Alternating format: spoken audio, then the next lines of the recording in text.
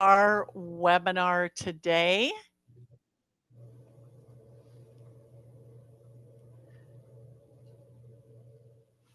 All right, Jill, you want to do introduction and then I will introduce Connie? Alrighty, well, I want to thank everyone for being here today. I'm Jill Summerlot, and I'm the operations team leader here at InSource. And I want to thank you and thank you for your patience today. Up on the screen, you're going to see that we do have that QR code. And just like every single time you see us, we have a opportunity for you to do that training sign in, to do that survey, and then you also will be able to print off a certificate stating that you were here today. If you cannot use your device and use that QR code, I have dropped that link into the first thing in the chat box, and I will redo that so that you have it for those of you that just come in. It is that tiny URL. If you will please click on that, then you will be able to also get to the same training sign in, the training survey. So welcome in everyone. I would like to introduce to you Lisa Paddock, who is my co-host for today. And Lisa is going to introduce our lovely guest that we have. But as of right now, Lisa, take it away. And thank you very much. Hi, everyone. Thank you so much for joining us this afternoon. My name is Lisa Paddock. I'm Regional Director here at InSource and Central Team Lead, and we are so excited that you have joined us today. In order to get to hear from Connie Young about First Steps and the services. So just to give a little introduction here. So first, InSource is the Parent Training Center for Indiana. We help families understand that special education process. So we're so glad that you joined us today. And additionally, this will be on our YouTube channel later so that you can share this with perhaps others who might not be able to take part. So thank you so much. You'll also see that QR code at the end of our presentation. We are state and federally funded, so if you could please make sure that you complete that information. Additionally, if you have questions, please drop them in the chat box. I will be watching, Jill will be watching, and we will ask Connie along the way those questions. And it's a great opportunity to be able to find out information. So without any further ado, I want to turn it over to Connie, and she is the Director of Training and Outreach for the Bureau of Child Development Service and oversees the comprehensive system of personnel development for Indiana's early intervention program, First Steps. And Connie, you have a plethora of experience and background. And we are so happy that you have come today to speak to us about the services that First Steps offers. Things like how do you get a referral and what do First Steps services look like? So I want to turn it over to you today, please, to share with our listeners all about First Steps and what that looks like, and kind of what you do and what First Steps does. So at this point, I'll turn it over to Connie, and welcome, Connie. And thank you for coming and speaking to us today about First Steps. I'm an old First Steps service coordinator. My son went through First Steps. I've had a long history, and it's a wonderful program that helps our families with children birth to 3. So at this point, I'll start watching the chat feature so that you can share some more about First Steps. Oh, Thank awesome. you. Awesome. Well, thank you, Lisa, for the introduction and welcoming me and inviting me to speak about First Steps. I have to share just very quickly.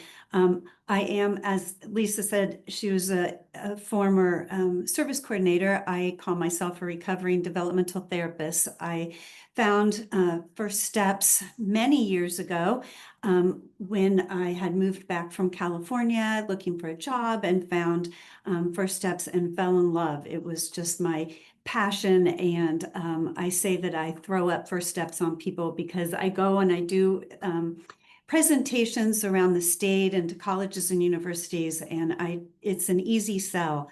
First Steps in early intervention and working with families with children who are 0 to 3 is a very special profession, and really love our program. So I'm happy to be here today to share with you and partner with InSource, which is our go-to for all things parenting. So we appreciate your resources and your help with our families. So I will just share that my background is in early childhood education. As I said, I was a developmental therapist, and I will share more information about what we do in First Steps. And I want to get my little PowerPoint going. So if we can bear with me for just a second. Let's see, slideshow. I can see it. Great. Thank you. There we go. Awesome. Okay, so this, of course, is our First Steps logo, and this you can all read is our mission, vision, and value. To be honest with you, our state team, which is only made up of 9 individuals that cover the whole state, we come together twice a year to do a strategic plan, to check in with that plan, to make sure we're doing what we're supposed to be doing, what we say we're going to do for the next 6 months. We always review our mission, vision, and values, and they have not changed. We are family-centered. We are strengths-based. We come from a place of strength, what the family is doing now, what the child is doing now, and moving forward. It's all about relationship, looking at the whole family, and we provide our services on an individualized basis within the child's daily routines and activities. So the point of First Steps is to help families from when they come in, whether it's right before the child turns 3 to the time, or right from the NICU, to help that child and family proceed through their journey in early intervention so that they can be their child's best advocate. Because we know whether they're meeting their milestones or turning 3, we're there for a short amount of time. And it's very important for families to be empowered to move to the next step. So early intervention services are specifically for children who are birth to 3 years old. So we see the child up until the day before they turn 3, so the day before their 3rd birthday, or when they meet their milestones. So maybe a child's meeting their milestones at 2 and they're done with First Steps and they're out. And sometimes we help that family to transition to Part B services. We are part of federal law, IDEA Part C. Part B is the preschool. It's preschool or age 3 to 22. So we know our alphabet. Don't ask me why Part C is before Part B, but we are part of the federal law, and then each state has their own laws and procedures and administrative codes and so forth. So I share that with you because although we follow federal law and the OSEP, Office of Special Education, sets forth our guidelines of what we are to follow for policies across the country. So we all follow the same federal laws, but each state is different. So you may be coming from Arizona to Indiana, and that's going to look a little differently because Arizona laws and codes might look a little differently from Indiana. Some states actually call their Part C program First Steps. Kentucky and Missouri call it First Steps. So sometimes that can be a little confusing too, because a family might be coming from Indiana, moving to Kentucky, and they say, well, I had First Steps and it didn't look like this. That's because it's state specific. So we say in our profession that there are 53 Part C programs, and there are literally 53 Part C programs. They're all different. So we'll talk about those nuances in a little bit. But of course, we know in early intervention, if we can get to some, issues ahead of time and mitigate services are not, we can eliminate services in the future and hopefully reduce, of course, legislatures like to reduce those costs. So being able to get to some things early can help families and children in our services. So where do First Step services occur? It's a big question. Of course, families are central to everything we do in First Steps. And we build, as I said, build upon that parent, caregiver, and child early intervention, that triad relationship. And the goal is to help educate the parents. And so what we do is go into the natural environment, whether that be childcare, the family's home, foster care. Sometimes we see children at the library or the grocery store, wherever that family has a need, and wherever they are in the community, that's where we go. Let's see. So here's the state of Indiana, and we are organized into what we call clusters, which are a cluster of counties. A cluster is also a region, right? So you can see regions A, B, C, and D are are uh, um, are the northern half of Indiana, and that is our First Kids office.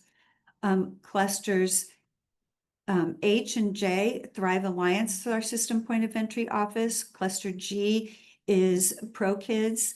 Clusters F and I are Blue River Services. So whether you live in Cluster B, but you're moving to Cluster I, we can share that information between SPOs or clusters. So we're divided into 9 regions, and then each cluster has their own system point of entry office, or as I said, SPO office. So you might live in Tippecanoe County, that's Cluster D. And so you would call that First Kids office for a referral to First Steps. We share that information across clusters, like I said, and if we get information at our state office, we'll share that with the system point of entry, because we want families to find exactly, where they are and where their services are. So we have 43 provider agencies that are statewide. They cross clusters, so you might have heard of an agency that's providing services in cluster G, might also be serving clusters F and J as well. And please drop any chats in questions into the chat. And Lisa, please stop if you have any questions, if you come up with any questions, because I want to make sure I'm talking pretty quickly, and I want to make sure that I answer questions and clarify any misconceptions. It's really important to me. So I always appreciate that. Hey, wait, we have a question. And if I need Connie, to slow down, please tell me. we do have one question. Someone asked if they could get a copy of this presentation.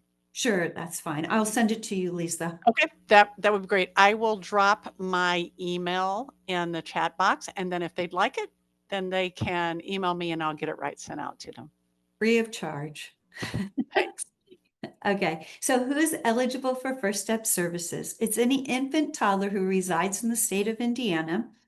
They must have a developmental delay or diagnosed medical condition that makes it likely that they will have a delay or develop a delay. So again, I shared that every state has their different nuances. In the state of Indiana, we determine eligibility as a 25% delay in one area of development or a 20% delay in 2 or more areas of development.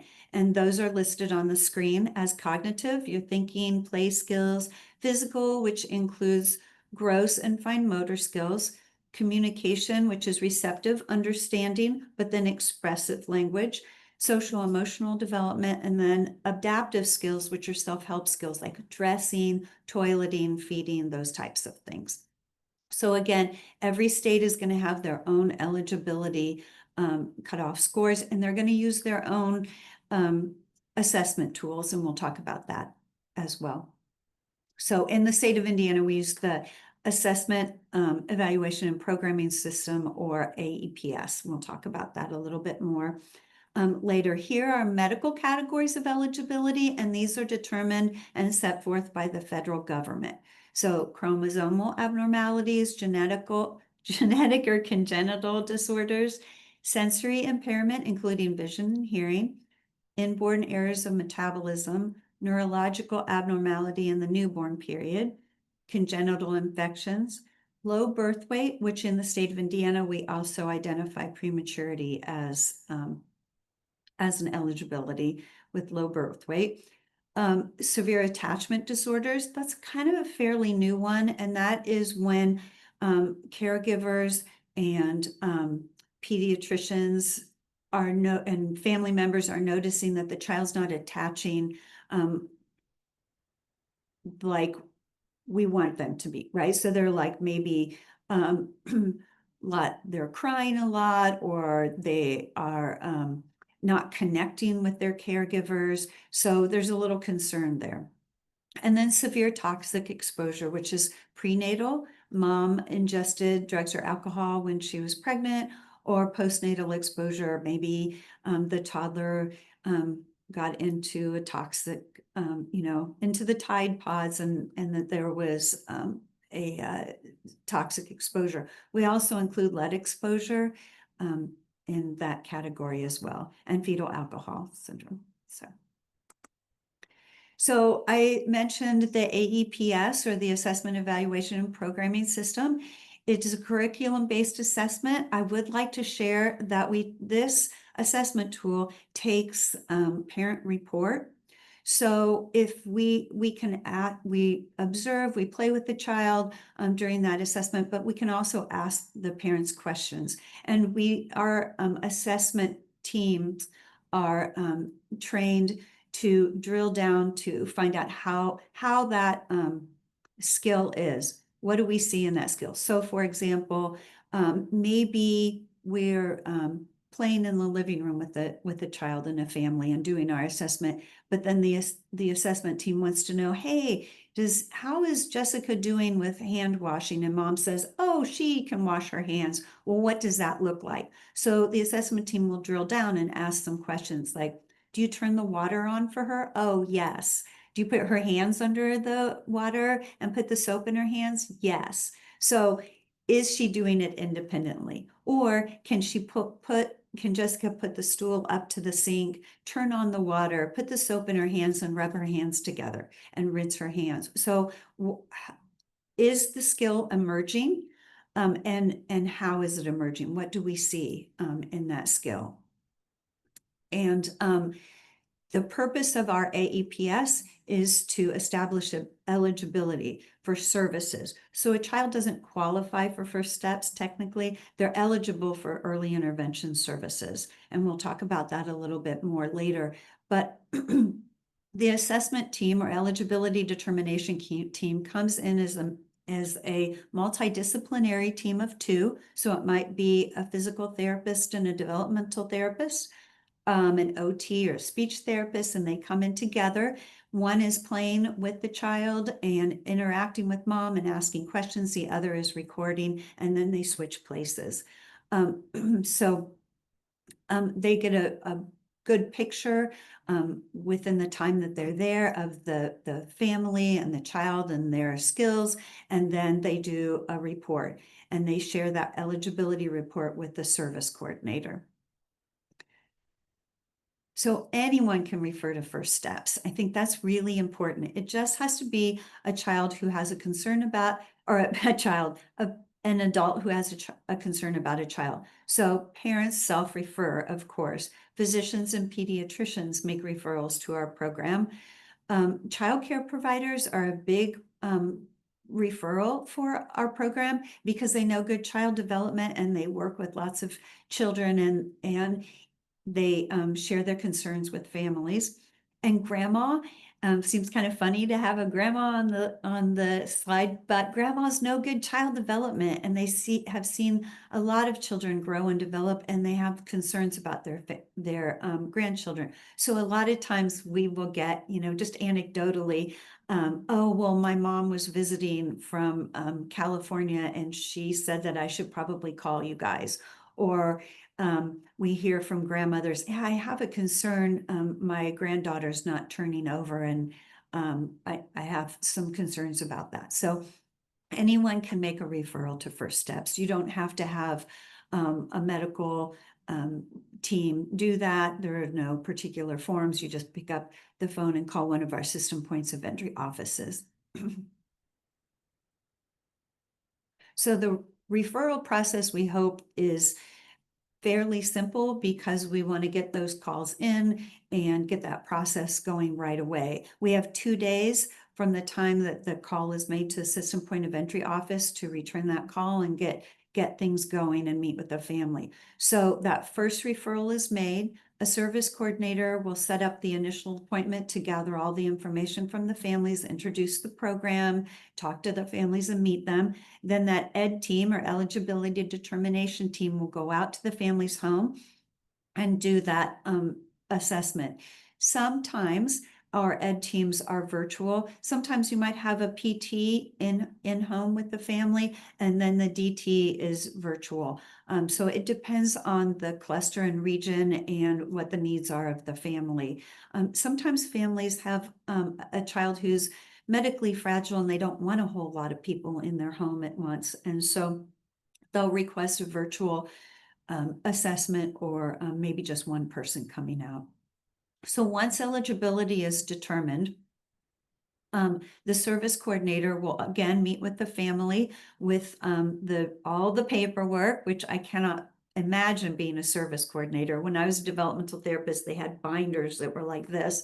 And I thought, oh, no way could I ever do that. They're amazing. So they come in, they meet with the family, and they'll go through the IFSP, explain everything to a family, and develop those outcomes with the family. So sometimes we get a referral from a pediatrician that has a concern because the child's not walking and they are wanting physical therapy for the child. But by the time the assessment team comes out, they gather all that information, the service coordinators talking with the families learning more about first steps and what their needs and focuses are.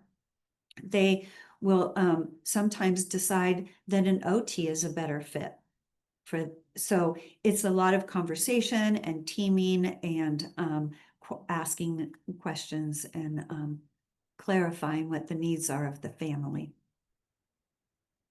Lisa, I'm going to stop there and ask if there are any questions because this is kind of getting into technical stuff, I think.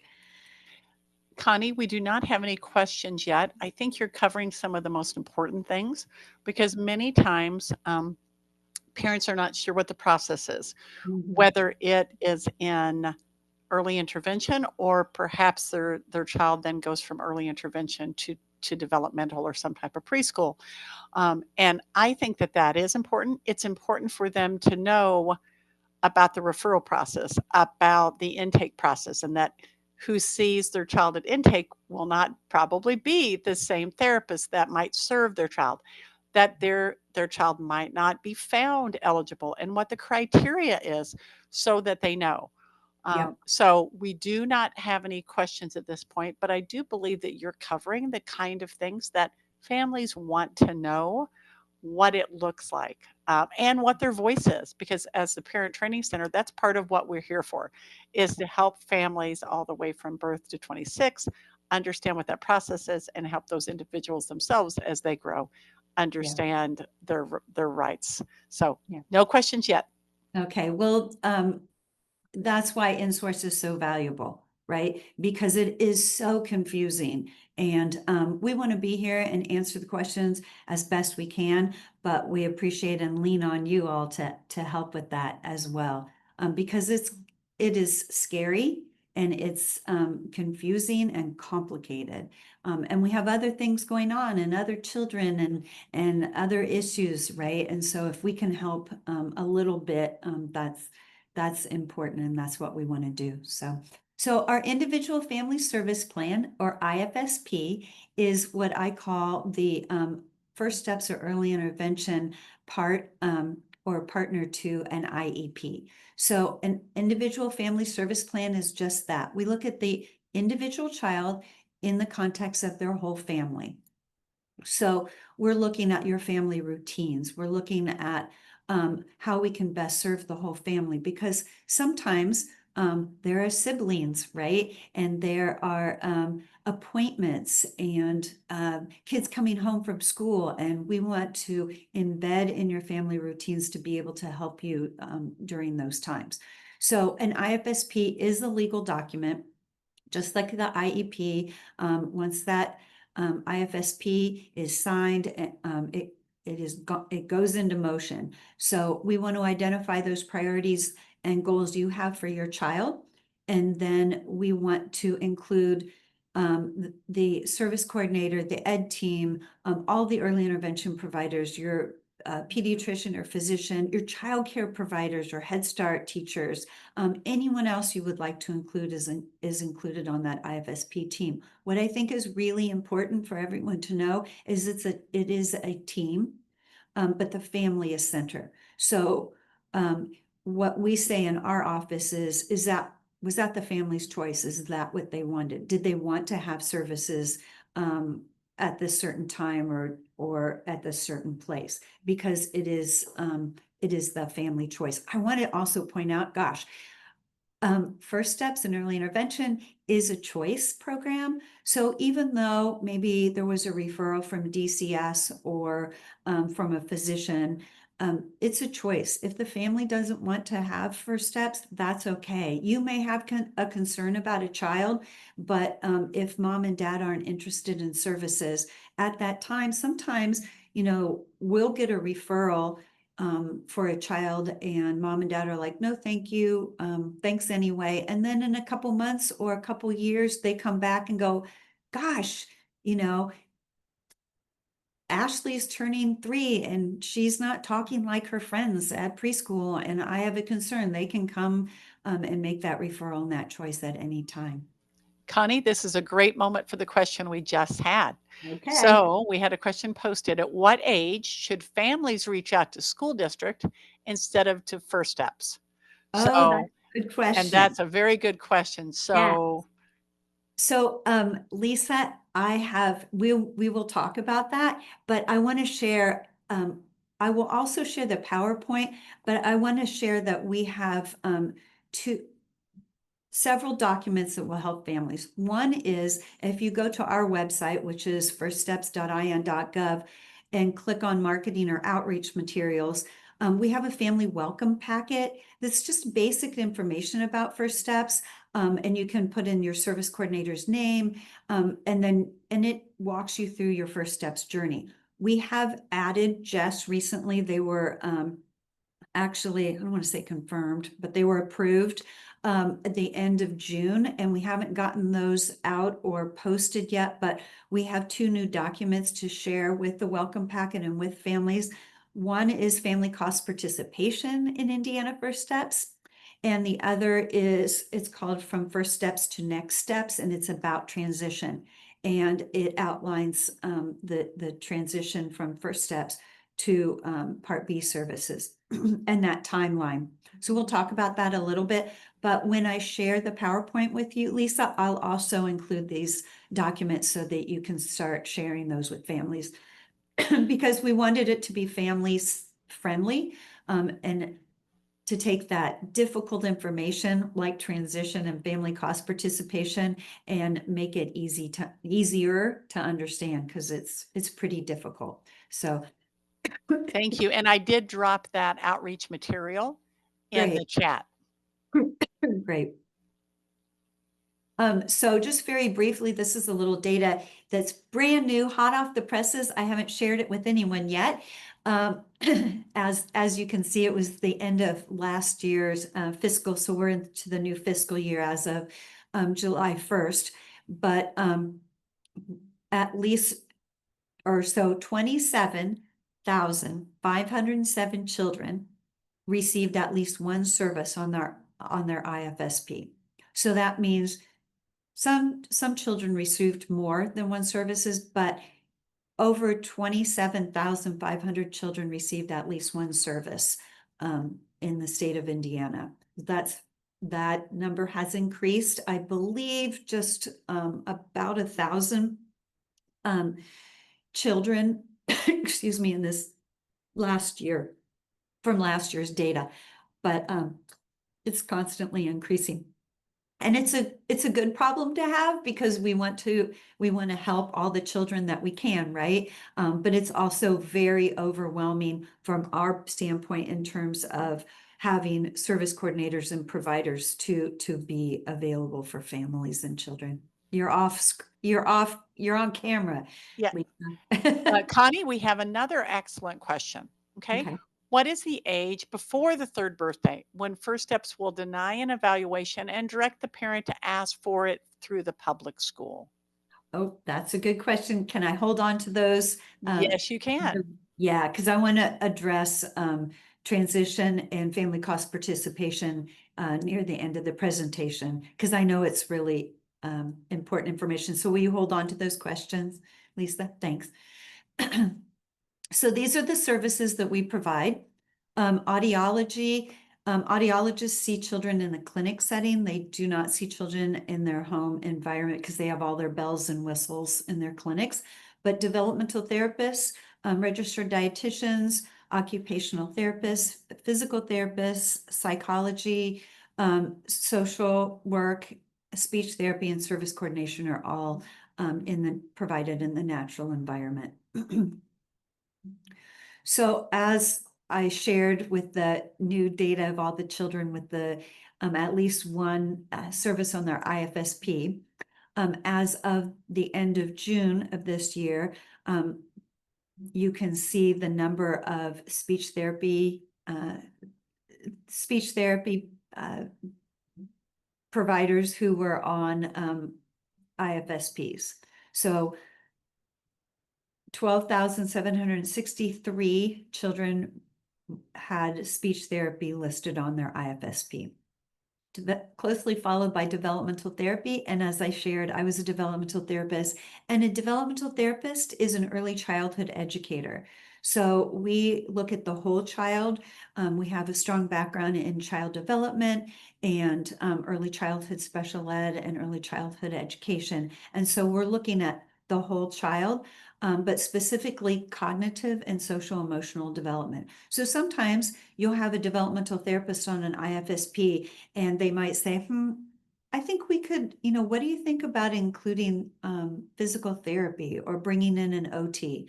And they'll start the conversation with the families to see if they want to include another provider on the IFSP. Or sometimes a developmental therapist will work with an occupational therapist, and they might team and share well, they're supposed to team and share information, but they might come out and give technical assistance. So they might have a developmental therapist that is consulting with an occupational therapist to share information about that child. Maybe the occupational therapist sees the child once a month, but the DT goes out on a weekly basis. And so they're communicating and keeping each other abreast of what's happening with that child. So physical therapy is another highly referred to service in our program. But I want to point out nutrition, psychology, and social work are so valuable. And we don't have a whole lot of social workers, psychologists, or registered dietitians enrolled in our program, although I would love to have more, because I think that those are services that are much needed for our families. And you can imagine if a child's not meeting their nutritional needs and their brain, their body, their muscles and bones aren't growing as they should be, and then they're needing some suggestions, some technical assistance from a registered dietitian, they can come in and help a family. So I look to increase those services in our system. So maybe perhaps some of you have heard of our family caregiver coaching model that we have aligned with. It's family guided routines-based intervention. And just want to share that we know in early intervention that families are the most important part of this equation. And so it's building their capacity and working with the families. And our early interventionists who have been trained in FGRBI or coaching, they do a lot of observation and asking questions and sharing information, and then helping the family with their routines and those goals that they set. So whether it's like during mealtime, right, and observing and helping and suggesting and coaching the family along the way, because we can only be there for maybe an hour a week at most. So that family, the parents are with the child, of course, as you know, 24/7. Those childcare providers, helping them to understand good child development and the goals and routines and priorities that the families have set. So you might hear a lot more about coaching as we're rolling that out with our providers. So I kind of call this the myths and facts, this kind of stump the chump kind of part. So please ask any questions, but here's some things that I've come across that people have maybe some misconceptions about first steps. Of course, I mentioned that services are mandatory and that children qualify for certain services. They're eligible for our program, and then with the discussion amongst the family, the assessment team, providers, and service coordinators, we come to the decision of what fits best for the child and the family and what's available. We are not a medical or clinical or an educational model, which sounds kind of crazy because we're under the Office of Special Education programs, but we're a developmental model. So we don't see children in a clinic setting. We're going to see kiddos out in the community and in their home environment. And then we do not follow HIPAA requirements because we are under OSAP. We follow FERPA, which is the Federal Education Records Protection Act, which is schools and colleges and universities protect educational records. So we serve all children that reside in the state of Indiana who are birth to 3 years old, and our services are fluid. So as I shared before, sometimes we know straight from the NICU that a child will be eligible for our services, and we kick in with first step services in about like 6 months. Parents are like, peace out, first steps, thanks a lot, and we don't need you anymore, and they will go on. Sometimes they'll come back in. About 18 months, they have a concern and they can come right back into our program with a new assessment and a new IFSP, of course. And again, sometimes kiddos will come in. I personally have had kids that come in like right before they turn 3. And then what is really important for y'all to know is our 45 and 30-day timelines. So as I said, we get the referral, we get that phone call, we have 2 days to respond to that first phone call. And then from that referral, we have 45 days to get the assessment team in, to write the IFSP, and to have that signed. So that time is going very fast. The nuance of that with, and I know Lisa knows all about this, is that with the school system, it's a 50-day timeline, but it's instructional days. We have a 45 calendar days. So we also have a 30-day timeline for getting services in the home. So once that IFSP is signed, the provider agencies and providers have 30 days to get out and get in that home because those babies are growing up fast. So I was wondering, Lisa, if we had any questions about any of those things. Those are just things that have bubbled to the top in conversations, and I just always feel like Nope, that. Okay. we do not at this point, but I think it is important to stop and help families understand, which is part of what we do as a parent training information center, that there are timelines for many things, whether it be Part C and early intervention or special education. And knowing those timelines are important, and knowing what to do in order to ensure you accept or refuse a service is important. And making sure that you sign consents, right?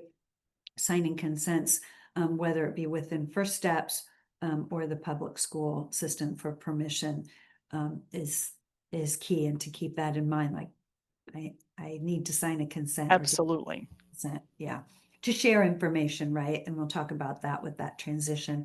Again, I wanted to share our website. You're welcome to go on and visit.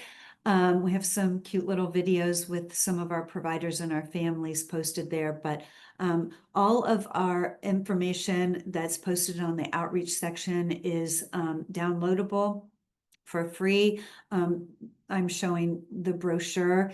If you have, like, InSource could put their information there and print it and download it. It's customizable. And then the First Steps journey is part of that welcome packet to help families and just kind of give that information at the very beginning of their journey in First Steps. Sometimes parents need to see it in black and white, right? Like, what is happening? I know that when I do anything, it's all a lot of words, and then I walk out of the doctor's office and I forgot the questions that I wanted to ask. So, being able to look at things in black and white sometimes helps that. So. And Connie, I dropped both of those other websites in for First Steps, and I dropped in the blurb from IIDC from their early childhood about InSource and about how we help families with kiddos from 0 to 3 also, because I think you are correct. Sometimes, no matter what, there's an overload of information, and if you can stop and have time to read through it, you can see some videos. It helps you understand what your requirements and your rights are, and what the program is and isn't. And we do have that included on that family welcome packet as a section on family rights, but we're working on those all the time too. And Connie, I just want to jump in and let everybody know, those that are out there on our Facebook Live, I've also dropped all of those same documents as Lisa's dropped them. I've dropped them in on our Facebook Live. And so that viewing audience also has that same information. And to remind everybody to put their questions in both chat boxes on both platforms. I want to point out on all this information, we've aligned all of our marketing information with the CDC Learn the Signs Act Early milestone material. And just for those of you, just for information, there's a milestone tracker app, and I have it on my phone. I love it. And my 28-year-old son in my phone is like 14 months old. You put the child's name, birth date, and then it populates with the milestones they should be reaching. And if they're not, where to go for help, but also some activities to do, like playing peekaboo or ring around the rosies or reading stories or those kind of things. And it's free, and it's called the Milestone Tracker app. I love it. So we aligned all of our, several years ago when we rebranded, we aligned all of our marketing materials with CDC milestones because they're all research vetted, but also streamlined throughout the state. And I dropped that in also so that Jill can drop it in for our Facebook Live audience. And then, of course, we're grown up and we're all on social media. We went kicking and screaming through social media land, but that's where we are if you'd like to join us. And then I wanted to share this slide because it gives not only our website information, our toll-free number, but also our First Steps web address, which is monitored by one of our staff members. You can reach out at any time with any questions. If you have a concern or a complaint, please reach out to the First Steps web. It's firststepsweb.fssa at fssa.in.gov. And of course, please feel free to reach out to me directly. I probably don't know the answer, but I can find it for you. I'm always happy to help families and people to find information about First Steps. So. And I think I can, briefly share information about, family cost participation. And I can stop sharing my little screen here. Great. And transition if you would like. Yes. I'm going to have to read some of it because Sure. not all of it is in my little pea brain. But so I'm not quite sure where to start other than to say about the time your child is 2.5 years old, your service coordinator will share your child's name, date of birth, and your contact information with your local school system. one thing to always remember in First Steps, as I shared, that children are coming into our program and out of our program at any age and time, right? But we always know that eventually either they're going to meet their milestones or they're going to turn 3 years old and they're going to be out of our program.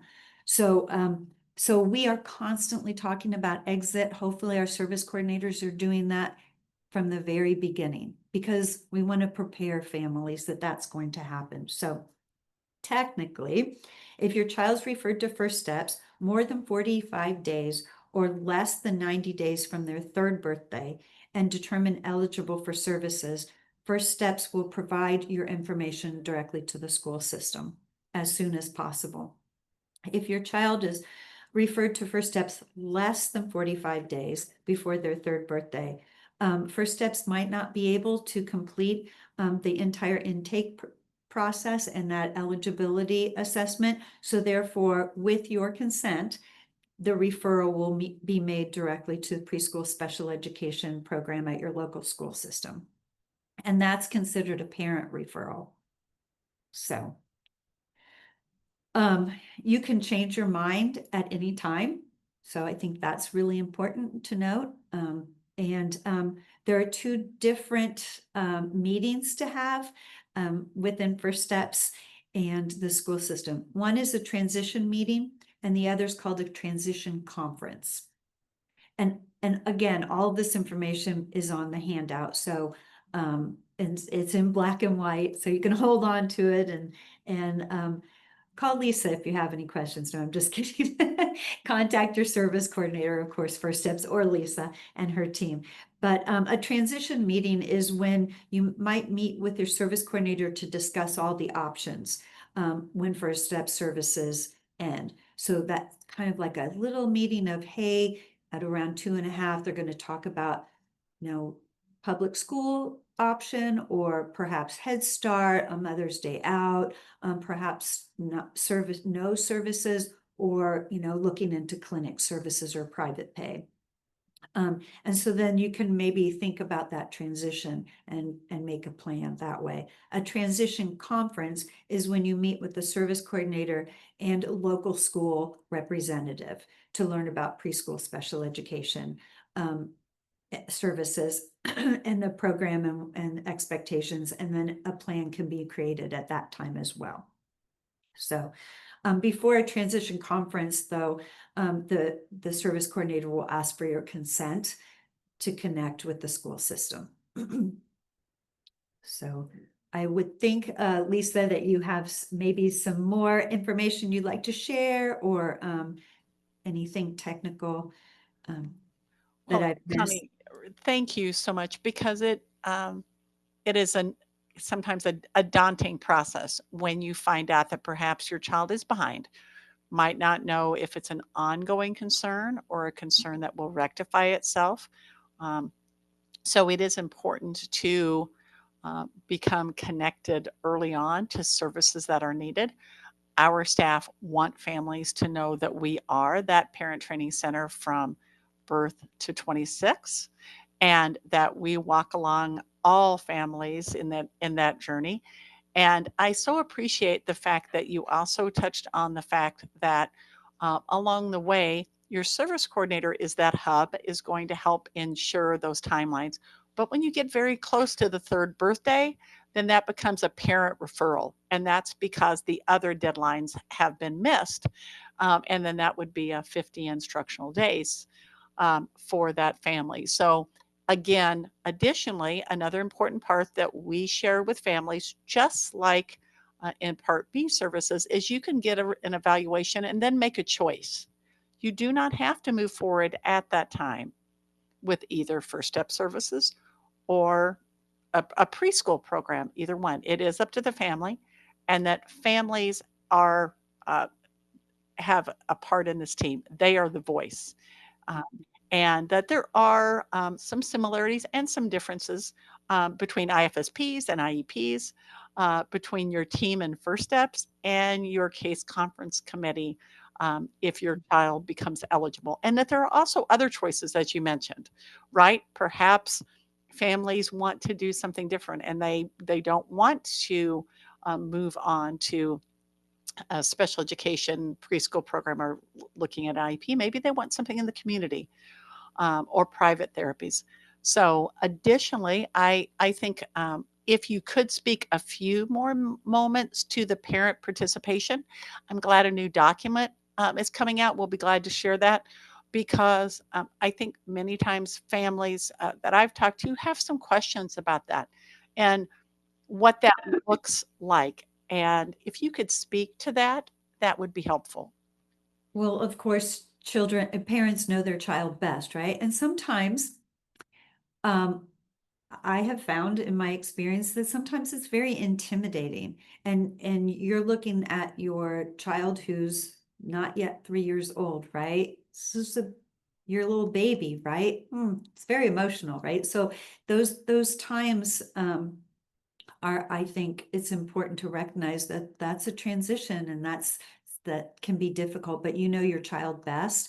And those professionals will help you along the way, but it's important to really speak up and feel empowered, hopefully. So I think, Lisa, you brought up another point is the 50 instructional days.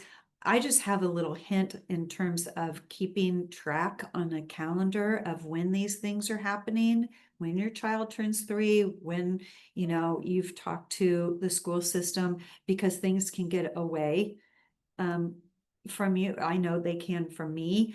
So to make sure that you check in with your service coordinator if you haven't heard from them, because it's important to keep track, because I think those dates can get away from us. So not quite sure if I answered your question, Lisa. Could you repeat it again? That you did, and then the next would be just if you could speak a little more to what cost participation Yeah. looks like. That is often a question at First Steps town halls, or when we talk to a family, and because there can be a cost participation in First Steps, whereas with special education services, those are provided free. So if you could maybe just speak a little bit to cost participation for those families in First Steps. Yes, and I'll get you that handout as well, because I think that is kind of it's a hard concept to understand. It's taken me a long time to figure that out too. So, in this, as I said, every state is different. Not every state requires family cost participation. In the state of Indiana, we do. It's written into our code. So, if I can just share a little bit, that it's based on family income and insurance. So to back up, First Steps is what we consider a pay and chase um, program. So we pay our providers, we pay our agencies, and then we go after Medicaid and insurance to recoup that payment. So when a family comes into First Steps, the service coordinator will collect basically pay stubs, any Medicaid, insurance, family size, and the to kind of put it on a sliding scale to see what that family cost participation is. Families earning 251% or more above the federal poverty line may be asked to contribute 75 cents to $30 per 15 minutes of services, with a monthly cap of $24 to $960. So the lower amount between the copayment and actual service will be charged. If a child receives Medicaid, SNAP, TANF, or any other approved benefits, they are it's presumed that they earn below the federal poverty line of 250%, and they will have a zero family cost participation fee. So children who are wards of the state are not responsible for FCP fees, out of home care. And sometimes those family cost participation fees may change depending on if the family size changes, income changes, any benefits or insurance. So it is FCP, this is a good thing to know, is redetermined annually. So at your annual IFSP, they'll redetermine your FCP or your family cost participation or within 30 days of any change. So say dad lost his job and the family reaches out to the service coordinator and says, my husband lost his job. We don't have insurance now. The service coordinator will recalculate those fees. So don't know if that.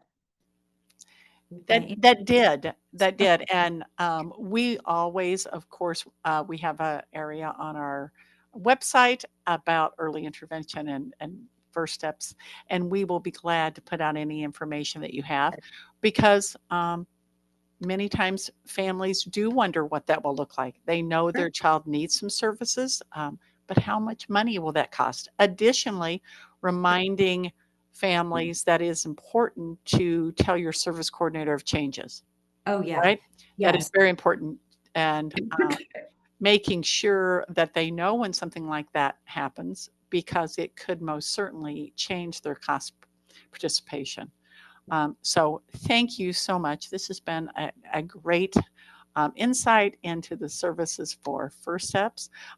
One thing I think I'd also like to talk a moment about are those several services that there are not a lot of providers for: social work, psychology, and nutrition. But those are very important services.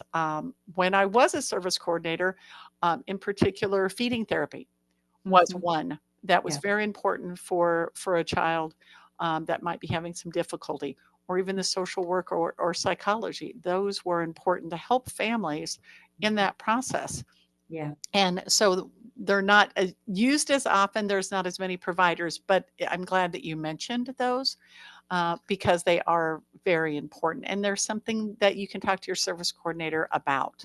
Oh, yeah, if you have it, you have a concern, if you're looking for a food pantry or you're Mhm. needing, marriage and family,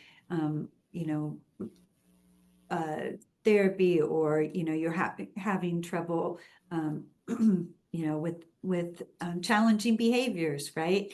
And you just need a little bit more support. A service coordinator can help with a referral for a social worker or a psychologist. Psychologists are the only ones, kind of a bit of trivia, that diagnose in our system.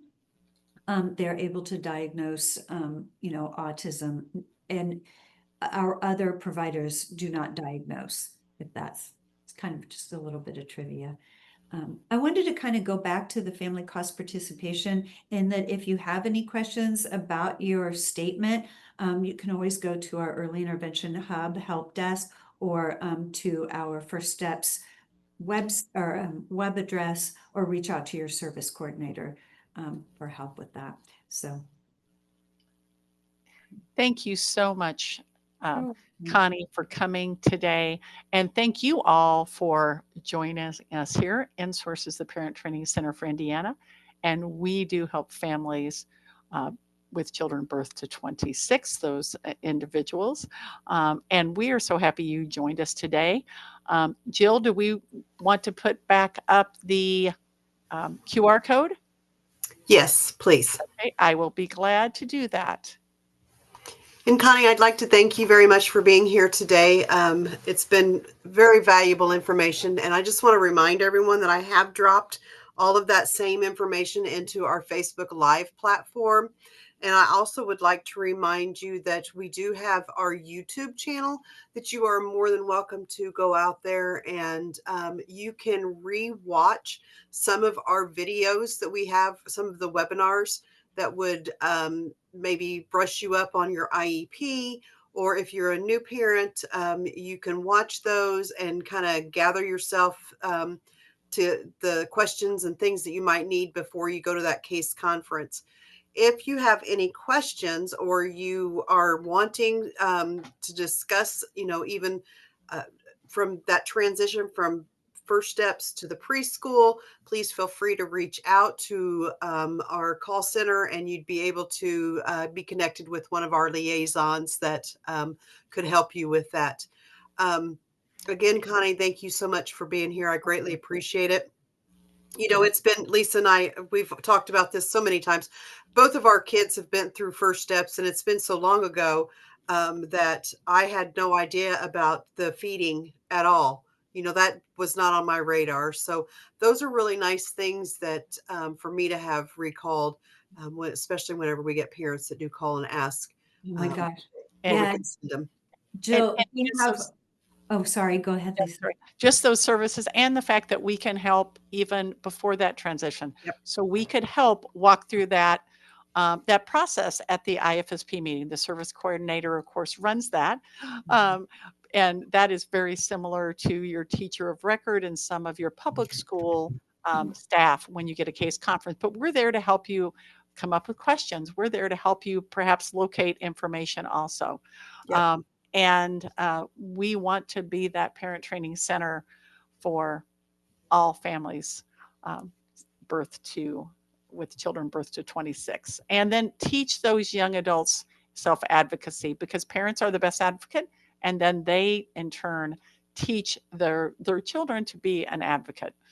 um, so we are so appreciative of you coming and speaking today, Connie. Oh, thank you. I loved it. Thanks so much. I appreciate it.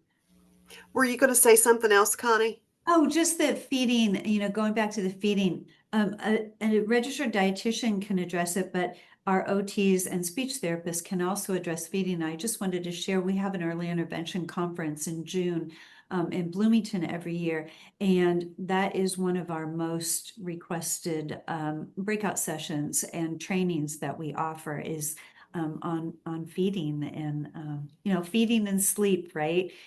Trying to help um, parents navigate those fun times. Yeah. And I do want to remind everyone that InSource is the Parent Training and Information Center for the state of Indiana, but we do help from 0 to 26, and our liaisons are trained extensively on being able to help parents navigate through some of those processes. Understand that every single person that is a liaison does run their own schedule, so we can't be responsible for them to be able to attend a meeting or not to attend a meeting. But please reach out. Feel free to reach out. You can connect through our insource.org page, or you can call our call center, and we can provide you with information that way as well. Again, Connie, thank you so much for being here today. I did post in the Oh, chat box. I do have the uh, tiny URL that if you would please use that to fill out that certificate, or to fill out that training sign in and that survey, that would be greatly appreciated, because we do have a um, requirement that we are required to submit certain information, and that's just part of that. I do have a request though that's kind of off the topic. If you were on today and you had any issues regarding registering for our webinar, will you please let me know? You can email me at jsummerlot .org, or you're more than welcome to just email me if you would like, or you can call me. But that is all I have for today. Please come back and join us again in 2 weeks. We will have a stimulating conversation again. And you can join me on Monday Minutes every Monday. So again, thank you very much, ladies. Oh, we did have something that just popped in. I What is just put your email. what is the age before the third birthday when First Steps will deny an evaluation and direct the parent to ask it from the public school? my goodness. Oh my goodness. I have to process that. I need to read that. Hold on.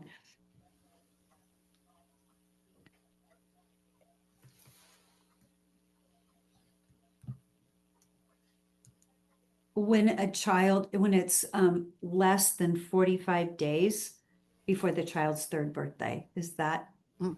question is referring to? Believe that's correct. And sometimes parents change their mind. perhaps they have said they're not interested in evaluation and then they change. So they can always go ahead and ask the public school to do that evaluation. And on our website, we also have our parent to parent guide, and that helps explain the process and discusses evaluations, right? And the different 13 different areas of eligibility um, for Part B. So Okay. And I apologize. That question had been asked already, and it just now popped into my it's all right. Yeah. screen. No, So that's fine. I'm like, did I answer No, that? you did. yeah, You had answered it. You had I answered it, got and that is. nervous. and it's funny because it popped in, and then I was scrolling up here just a second, and it's up there again. So I have it twice. Yeah. So good job. Technology, I but it is important to know, because families need to know that they can change their Absolutely. mind, or that special education and early intervention all have time frames, right? Yep. It's things to sign. They have rights, right? There's ability to agree and disagree, and that you're an important part of that team. And without knowing those rights, you won't know how to move forward. Thank you so much, Connie. I don't have any Yeah. other questions here Okay. on my side. Jill? I don't have anything either, and I don't have anything that's popped into Facebook. Let me check there one more time. Nope, This was nothing's fun, there. ladies. Thank Good. you. Thank you, guys. Appreciate Thank it. Come back you. anytime, Connie. You are always welcome here. I Thank appreciate you. it. Thank you to our audience for being here, and we will see you all on Monday for Monday Minutes. And in 2 weeks, we'll be back here with Lisa and I. Have a great day, everyone. Thank Bye-bye. you. Goodbye.